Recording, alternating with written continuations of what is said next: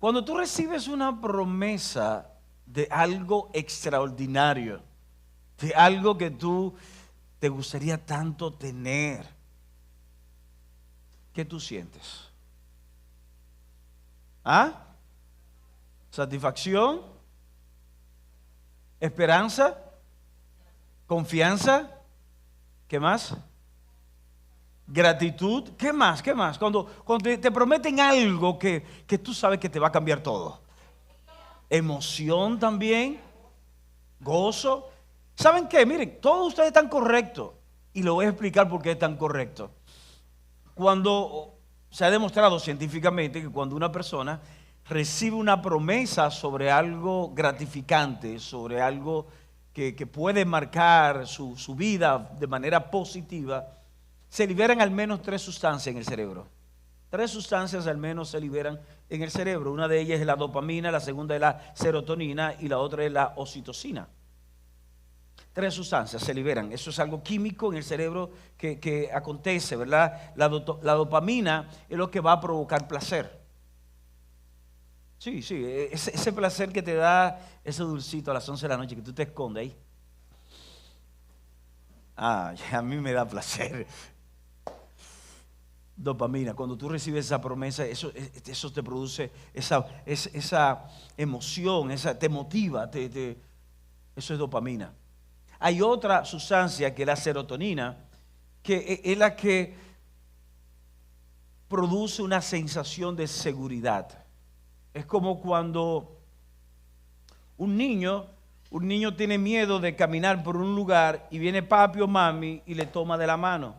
El peligro sigue ahí, pero algo sucede, no lo explica el niño y quizás el padre tampoco puede explicarlo, pero algo sucede que aunque el peligro o lo que podía representar el temor no afecta como antes, porque a papi o mami darle la mano le produce seguridad. Eso no es dopamina, eso es serotonina. Y la tercera sustancia que se libera en el cerebro cuando tú recibes una promesa es la oxitocina. Y esa va a depender mucho de quién te haga la promesa. Cuando la promesa te la hace una persona que tú no conoces lo suficiente, la oxitocina quizás no se dispara. Pero cuando te la hace una persona a la cual tú confías, se dispara esa sustancia, porque esa sustancia es la que provoca, ya no tanto seguridad, es como, más bien como, yo sé quién fue que lo hizo, yo sé quién que me lo está diciendo y yo sé que lo va a cumplir. Es como cuando tú le haces una promesa a uno de tus hijos. Tú le prometes un paseo, tú le prometes un gran regalo. Y tú eres una persona que cumple, ¿verdad? Que no eres como esos papás o esa mamá que prometen y no cumplen. No, tú eres de los que cumple. Cuando tú le haces la promesa al bebé, o al niño, o a la niña, va a producirse todo esto que estoy hablando en el cerebro del niño o de la niña. Se van a disparar todas estas sustancias. ¿Y qué va a hacer ese niño o esa niña cuando ya es miércoles o jueves? Tú le prometiste un paseo el sábado, tú le prometiste llevarle a un lugar, ya el miércoles, jueves, ese niño o esa niña está cargado de emoción porque se está acercando el día del cumplimiento.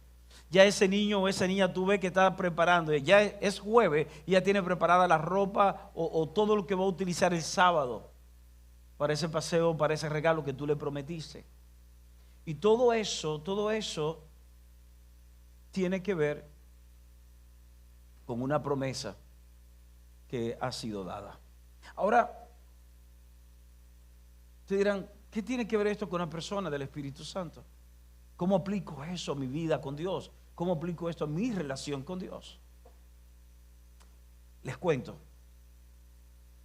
Jesús, andando con los discípulos, poco antes de ir a la cruz, les da una noticia. Les da la noticia a ellos de que dentro de poco tiempo Él iba a ser entregado, iba a ser crucificado. Inmediatamente los discípulos comienzan a manejar ansiedad, comienzan a manejar frustración, comienzan a manejar tristeza. Y es ahí donde Jesús le da una promesa, una gran promesa. Y la promesa que Jesús les da a los discípulos es la promesa de que no lo iba a dejar huérfanos. Es la promesa de que no iban a estar solos. Es la promesa de que iba a ser enviado alguien en lugar de él, que iba a marcar su vida, sus vidas, la iba a transformar favorablemente. Y esa fue la promesa de Jesús. Yo quiero que, para entrar en un mayor contexto todavía, yo quiero que tú me acompañes al libro de, no el libro, bueno, a una de las cartas o del Evangelio, a Juan, capítulo 14. Yo quiero que me acompañe Juan, capítulo 14. Quiero leer el verso 16, verso 17 y el verso 26. Verso 16 dice, y yo rogaré al Padre, y Él os dará otro consolador, para que esté con vosotros para siempre. Es decir, el Espíritu de verdad, a quien el mundo no puede recibir, porque ni le ve ni le conoce, pero vosotros sí le conocéis, porque mora con vosotros y estará en vosotros. Verso 26, mira cómo dice acá, el verso 26 dice, pero el Consolador, el Espíritu Santo, a quien el Padre enviará en mi nombre, Él os enseñará todas las cosas y os recordará todo lo que os he dicho. Jesús está haciendo una promesa. Jesús le está haciendo una promesa a los discípulos, a ellos.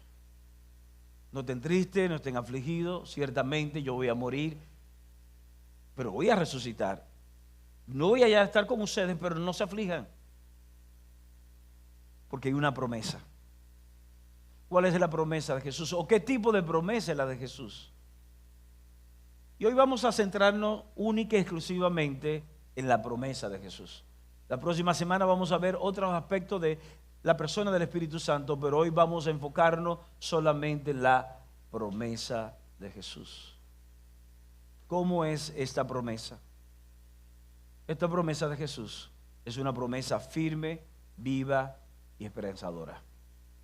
Voy a repetir esto. La promesa de Jesús es una promesa que es firme, es una promesa que es viva y es una promesa que es esperanzadora. Dice el verso 16, y yo rogaré al Padre y os dará otro consolador para que esté con vosotros para siempre. ¿Quién promete? ¿Recuerdan las diferentes sustancias, verdad? Que hablamos. Hay una sustancia, la oxitocina, que es la que se libera con la confianza que produce quien da la promesa. ¿Quién está dando la promesa? La promesa la está dando Jesús. Y quiero decirle esto, ciertamente Jesús aún no había resucitado porque aún no había muerto. Pero ellos tenían la certeza de que Jesús era el Hijo de Dios. Y ellos habían visto milagros. Ellos habían visto a Jesús caminar sobre las aguas, habían visto a Jesús multiplicar panes y peces. Habían visto a Jesús sanar enfermos, habían visto a Jesús resucitar muertos. Sabían quién era Jesús. Es más, momento antes de esa conversación, ya Jesús había tenido una conversación con ellos. Y aunque Juan no la registra esa conversación, sí la registra Mateo. Y Mateo describe esa conversación en el capítulo 16, cuando en un momento determinado Jesús se detiene y le pregunta a los discípulos, ¿qué dice la gente que yo soy? Y los discípulos entre ellos comenzaron a decir, algunos dicen que tú eres un profeta, que tú eres el Juan el Bautista, que tú eres esto, que tú eres aquello, que eres un rabino. Y Jesús le hace una pregunta cerrada a ellos, ¿ustedes quiénes creen que yo soy? Y ya todos sabemos, ¿verdad? Pedro, el acelerado del grupo, se adelanta, dice, tú eres Jesús, el Hijo del Dios viviente. Y ahí donde Jesús le dice, no te lo reveló carne ni sangre, sino mi Padre que está en los cielos. Ellos sabían quién era Jesús. Ellos sabían que Jesús era el Hijo de Dios. Ellos sabían que Jesús era Dios hecho carne. De manera que cuando Jesús le dice a ellos, el Padre va a enviar otro consolador, ellos inmediatamente, aún en medio de la tristeza, aún en medio quizás de la ansiedad que ellos pudieran estar manejando en el momento, venir de Jesús la promesa le daba a ellos esperanza, porque sabía quién era Jesús. sabía quién era Jesús. Pero hay algo más en esta promesa. Dice, y el Padre va a enviar otro consolador. Y yo no soy de mucho citar de que palabra en griego ni nada por el estilo, ¿verdad? Porque yo a ustedes no lo voy a engañar, yo no sé tanto. Sin embargo, la palabra otro que utiliza Jesús es una palabra en griego que es alos, que significa uno de igual naturaleza. De manera que cuando Jesús le dice a los discípulos, el Padre va a enviar el otro consolador, o el otro consolador, está hablando de alguien de igual naturaleza. Y si sabemos que Jesús es Dios, porque quien ha visto al Hijo ha visto al Padre, y el Padre va a enviar a otro de igual naturaleza, de manera implícita Jesús está diciendo, quien va a venir es Dios mismo, pero manifestado de otra manera. Y esto va a reforzar todavía aún más.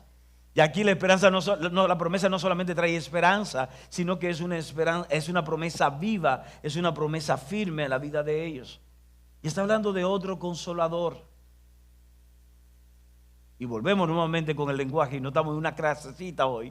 Simplemente quiero sembrar un fundamento en tu vida en esa mañana para que tu fe y mi fe esté cimentada no en una emoción, sino en la promesa de Jesús. Habla de el otro consolador. Y la palabra utilizada por Jesús aquí es una palabra interesante, es la palabra paracletos. Y cuando vemos el significado de paracletos, el significado es uno que está al lado de. Esa palabra en griego tiene varias acepciones en español. Una de ellas es fortalecedor, es decir, alguien que conforta, alguien que fortalece. Pero igualmente esa palabra tiene otra acepción y es la palabra intercesor. Otra de las acepciones que tiene esta palabra es consejero.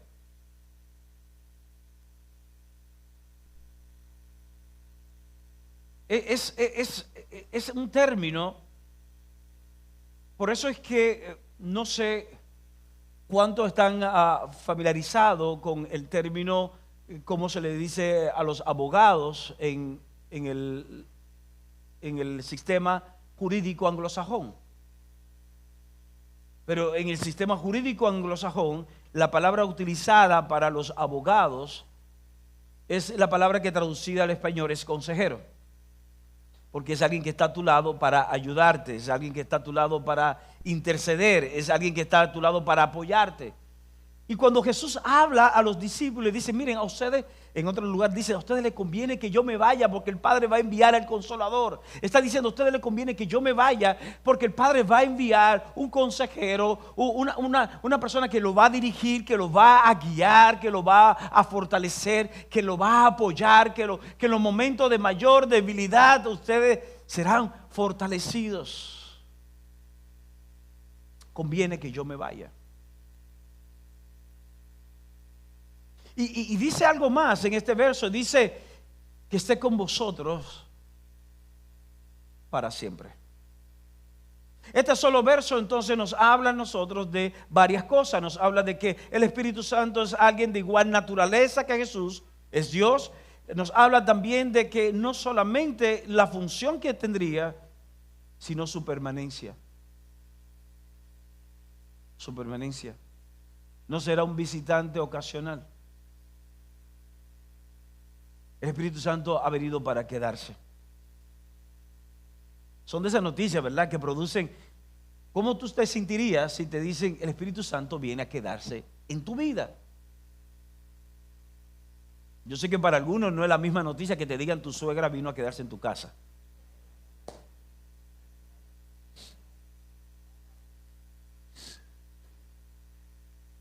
Perdónenme las suegras.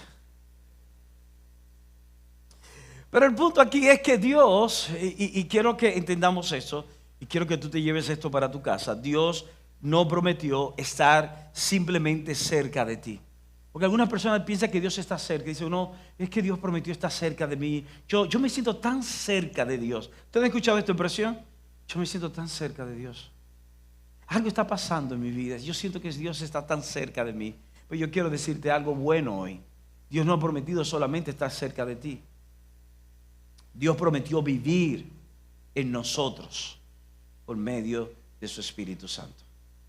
Repito, Dios no prometió estar simplemente cerca nuestro, prometió vivir en nosotros por medio de su Espíritu Santo. Por eso podemos decir en esta mañana que la promesa de Jesús, ¿cómo es esa promesa? Es firme, es viva y esperanzadora. Pero hay algo más que se desprende de estos dos versos que leímos hace un momento atrás, ¿verdad? Voy a leer nuevamente el verso 17. Dice el verso 17 aquí, es decir, el Espíritu de verdad, a quien el mundo no puede recibir, porque no le ve ni le conoce, pero vosotros sí le conocéis, porque mora con vosotros y estará en vosotros. Y estará en vosotros. El Espíritu Santo, y quiero que quede bien claro hoy, el Espíritu Santo no es algo. Hay personas que por influencia de corrientes filosóficas y por experiencia pueden pensar que el Espíritu Santo es una fuerza. Es más, hay corrientes que hablan del Espíritu Santo como una fuerza, como una manifestación. Es como si el Espíritu Santo es algo, pero yo quiero decirte que el Espíritu Santo no es algo. El Espíritu Santo es alguien. El Espíritu Santo es la persona de Dios. El Espíritu Santo no es algo, es alguien, es Dios. Y es tan importante que tú y yo podamos diferenciar esto de lo que es alguien a lo que es algo. ¿Me explico? Si yo ahora mismo te entrego esto como un regalo, ese regalo es una manifestación de mi amor. Es algo.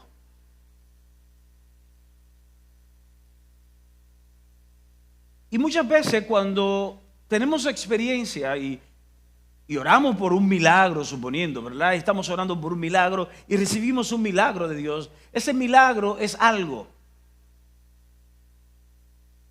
Estamos atravesando por una crisis financiera y de repente se nos abre puertas, somos empleados y un buen salario y nuestra finanza cambia 180 grados. Eso es algo. Estoy en medio de un tiempo de alabanza, adoración, comienzo a sentir algo en mi cuerpo, comienzo a llorar y mi vida comienza como a sentir cosas diferentes. Son manifestaciones, eso es algo. Y eso está bien. Sin embargo, cuando la promesa de Jesús es dada a los discípulos, no era darle algo. La promesa era alguien. La promesa que Dios se ha dado a ti y me ha dado a mí no es algo, es alguien. Lamentablemente nosotros somos tan estrechos de mente muchas veces que nos conformamos con algo. Nos conformamos con un apartamento nuevo, nos conformamos con un vehículo nuevo, nos conformamos con un matrimonio, nos conformamos con un hijo. Está adorando tanto por un niño, Señor, gracias, ya estoy completo. Y nos conformamos con ese algo que no son más que la manifestación del amor de Dios, pero no es Dios. De ahí es el problema, que muchas personas en un momento determinado desvían su corazón hacia las dádivas y se olvidan del dador. La promesa de Jesús es alguien.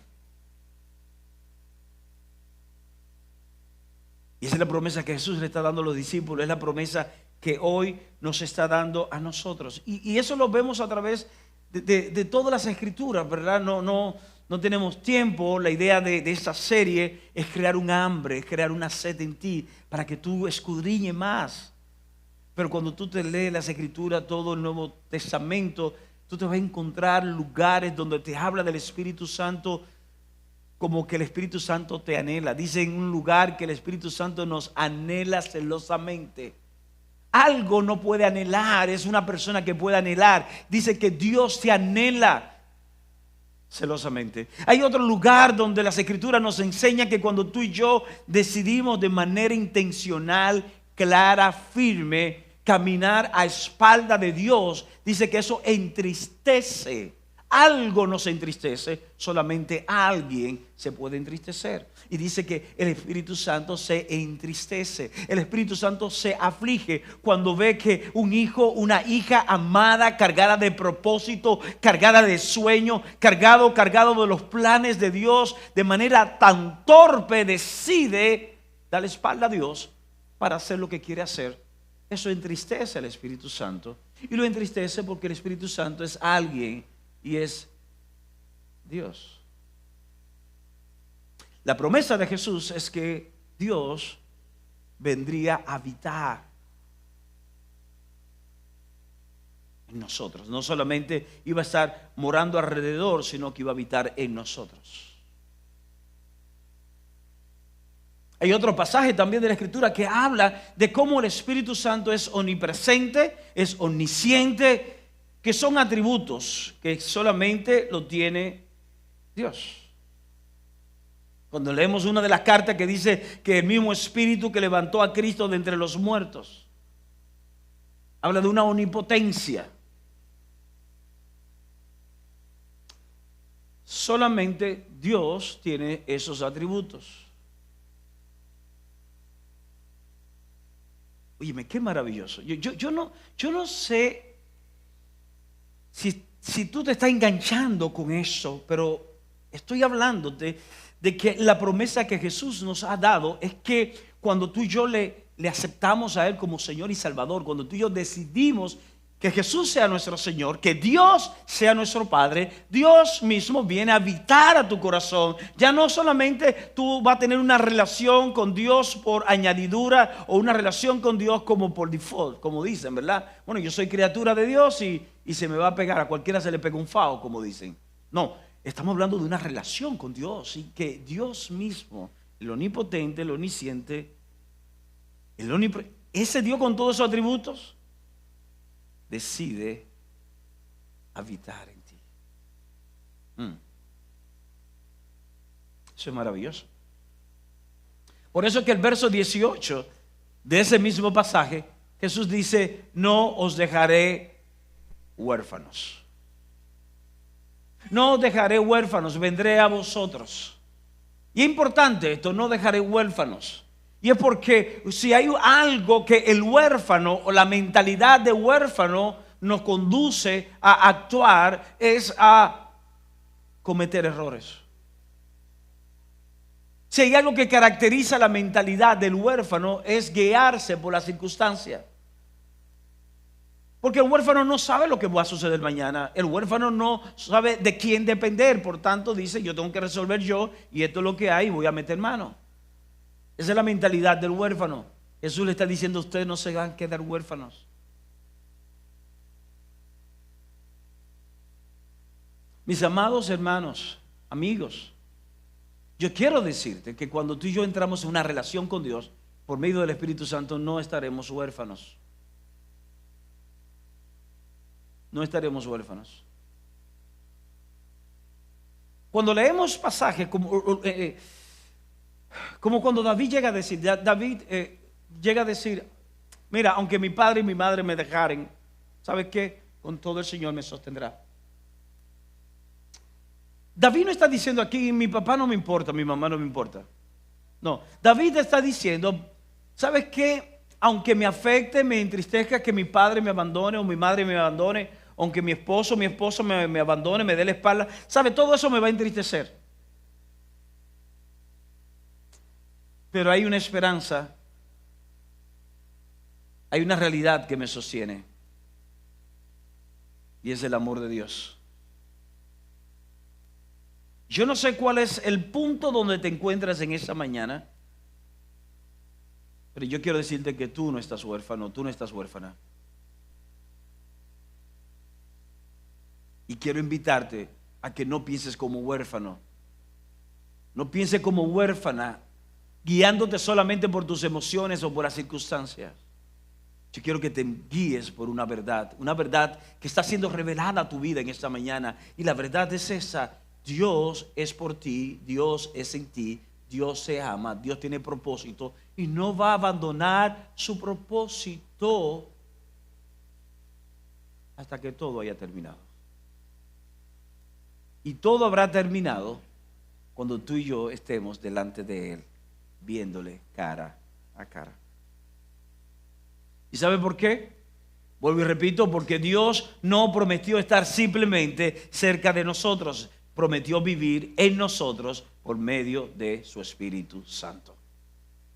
Y te lo voy a repetir una y otra vez: Dios no solamente ha prometido estar cerca de ti, Dios ha prometido estar en ti, dentro de ti. Es maravilloso esto. Esta camisa tenía 2 semanas en mi casa colgada, y esa camisa no podía hacer absolutamente nada del lugar donde estaba colgada. Hoy esa camisa está aquí con ustedes, pero no porque la camisa en sí mismo podía venir. Esta camisa vino porque yo soy en ella. Y entonces cuando yo me muevo, la camisa se mueve. Cuando tú y yo logramos establecer este nivel de relación con Dios y de comprensión de que Él es Él en nosotros, va a llegar un momento que cuando tú y yo nos movamos, no seremos nosotros, sino Dios en nosotros. Es la única manera de tú y yo poder comprender aquella declaración de Pablo cuando dice: ya no vivo yo, mas vive Cristo en mí. Y lo que ahora vivo en la carne, lo vivo en la fe del Hijo de Dios. En otro lugar dice: en Él nos movemos y en Él somos. Es entender esto. Es entender esta promesa. Dios no prometió estar simplemente cerca nuestro, prometió vivir en nosotros por medio de su Espíritu Santo. Volviendo nuevamente a esta promesa, estamos describiendo la promesa de Jesús. Vemos que la promesa de Jesús es firme, es viva y esperanzadora. Podemos ver que esa promesa de Jesús es una promesa no de algo, sino de alguien. Y ese alguien es Dios.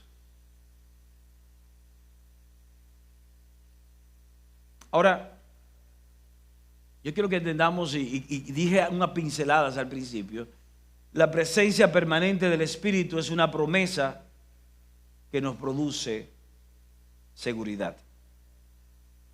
Voy a repetir esto: la promesa permanente del Espíritu es una promesa que nos produce seguridad. Además de que es firme, además de que es viva y esperanzadora, además de que es la persona de Dios, es una promesa que va a producir seguridad en nosotros. Cuando leemos en esa escritura, en el libro, en la carta a los Efesios, de que somos sellados por el Espíritu Santo, tenemos que asociar el sello con 2 características. El sello indicaba propiedad y el sello indicaba que algo no podría ser violado. Cuando somos sellados por el Espíritu Santo, Dios lo que está diciendo: ese es mi hijo, esa es mi hija. Ojo, esto no significa que en un momento tú y yo nos apartemos de Él. Esto no significa que en algún momento tú y yo fallemos, pequemos, hagamos cosas que no están en el corazón de Dios. Esto no va a negar tu identidad de hijo. Pero ser sellado por el Espíritu Santo te va a recordar que en algún momento tú tienes que volver, que tienes que reencauzarte. Lo que pasó con el hijo pródigo. El hijo pródigo se apartó, hizo y deshizo, y en el lugar más lejos, cuando tocó fondo, llega a decir: venga acá, pero en casa de mí. Yo me voy a parar y voy a ir donde mí. Señores, este muchacho hizo de todo, desastres. Este muchacho destrozó el corazón de su papá cuando le dijo: papá, ¿sabes qué? Yo no quiero nada contigo, dame mi herencia, que me voy por ahí a vivir la vida loca. Le destrozó el corazón del padre. Pero en el momento donde tocó fondo, su identidad nunca la perdió, y por esa razón pudo decir: ven acá, pero yo puedo volver a la casa de mí. De manera que cuando tú y yo somos sellados por el Espíritu Santo, hay una permanencia del Espíritu de Dios que nos dice a ti y a mí: tú eres mi hijo, tú eres mi hija. Y nos recuerda que nuestro lugar es en la casa de nuestro. Esa es la imagen. Y por eso en el verso 16, volviendo nuevamente al verso 16, dice: y yo rogaré al Padre y os dará otro Consolador para que esté con vosotros para siempre. Verso 17 ahora dice: es decir, el Espíritu de verdad, a quien el mundo no puede recibir. Y lo voy a explicar por qué. El mundo no puede recibir porque no le ve ni le conoce, pero vosotros sí le conocéis, porque mora con vosotros y estará en vosotros. Había una diferencia entre morar y habitar. En el antiguo pacto, el Espíritu Santo moraba. Por eso leemos una y otra vez que el Espíritu Santo vino sobre. Y vemos profetas, reyes, hombres y mujeres de Dios que en momentos determinados hicieron cosas extraordinarias porque el Espíritu Santo de Dios venía sobre ellos. El Espíritu Santo no podía venir dentro de ellos porque era necesario que ocurriese la muerte y resurrección del Hijo de Dios para que entonces el Padre enviara al otro Consolador. Por tanto, hasta ese momento el Espíritu Santo solamente moraba alrededor de ellos. Hubo un momento, les cuento, hubo un momento que Jesús envía a los discípulos, 70 de ellos. Envía 70 discípulos, no los 12, 70, y los envía de dos en dos. Vayan, prediquen. Cuando ellos vienen de allá para acá, vienen los tipos con la cabeza, mire, a millón. El Señor le voló la cabeza. Y van donde Jesús y le dicen: óyeme, tú tienes que ver, los demonios salían, los enfermos eran sanados y sucedía todo. Y comenzaban a decir todas las cosas que estaban sucediendo. Y Jesús dice: ¿sabe qué? No se gloríen de eso, gloríense de que el nombre de ustedes está escrito en el libro de la vida. La razón por la cual sucedía todas esas cosas es porque cuando Dios mora en medio de cosas, van a suceder.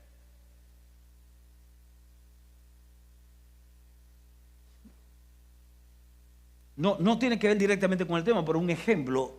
Hay una historia de un hombre en la Escritura llamado Jacob, que estaba negociando con un pariente llamado Labán para casarse con una de sus hijas. Y la historia nos dice eso, que mientras Jacob, porque Dios estaba con Jacob, no estaba dentro, pero estaba con él. Mientras Jacob estuvo trabajando con Labán, dice que Labán fue prosperado grandemente a causa de Jacob. Nos damos cuenta que aún personas que ni siquiera conocen de Dios, solamente por proximidad, son bendecidos y son prosperados. Ahora imagínate Dios en ellos. Ahora imagínate Dios en ellos. Hay una diferencia por eso entre lo que es morar y habitar. Por eso en otros pasajes de la Escritura habla de que tú y yo somos casa de Dios. Dice que somos templo. Óyeme, ya estoy terminando. ¿No es maravilloso eso? Dios, el Todopoderoso, creador de los cielos y la tierra, decidir habitar en ti. Mira, pero en mí, siendo yo quien yo soy, sí. Dios escogió habitar en ti.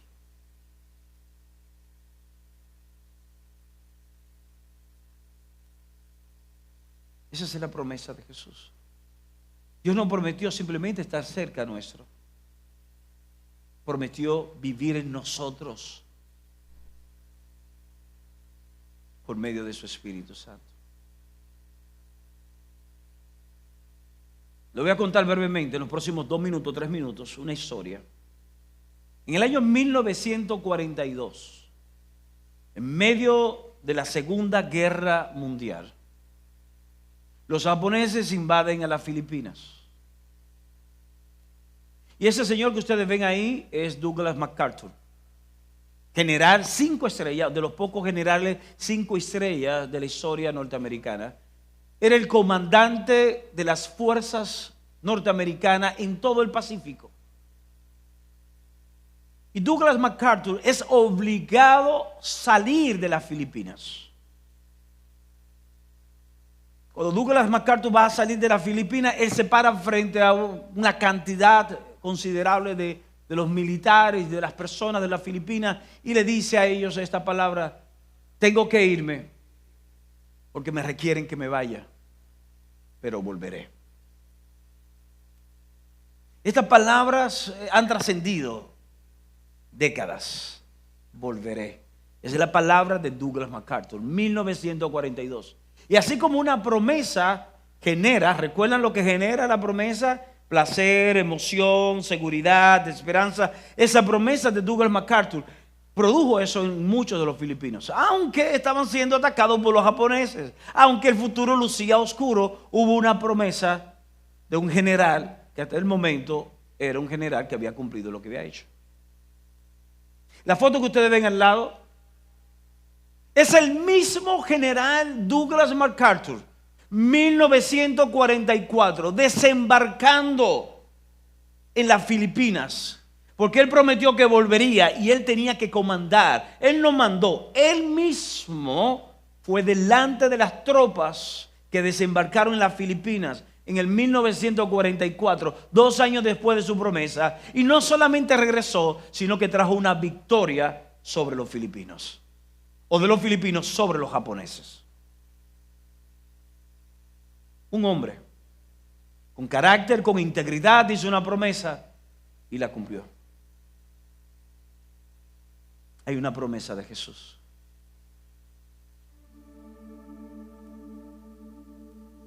Hay una promesa de Jesús a tu vida. Hay una promesa de Jesús. Y la promesa de Jesús es: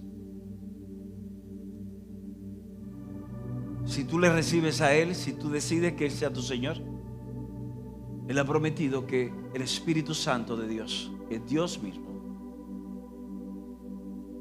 vendría a habitar a tu vida. Dios guiándote en tus decisiones, Dios fortaleciéndote en tus debilidades,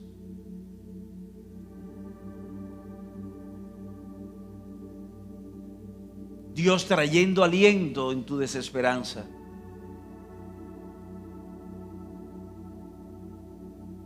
Esa es la promesa de Jesús. Yo quiero decirte que cuando en el 42 MacArthur hizo la promesa, hubo algunos de ellos, de los filipinos, que no la creyeron. Incluso pensaron que quizás hasta no iba a sobrevivir la guerra. Pero otros creyeron. Y aunque todos se beneficiaron cuando retornó, qué maravilloso fue que cuando los que creyeron pudieron ver el cumplimiento de la promesa. La pregunta es: ¿quieres creer tú hoy a la promesa de Jesús? La promesa de que su Espíritu no solamente vendría a tu vida, sino que va a permanecer por siempre.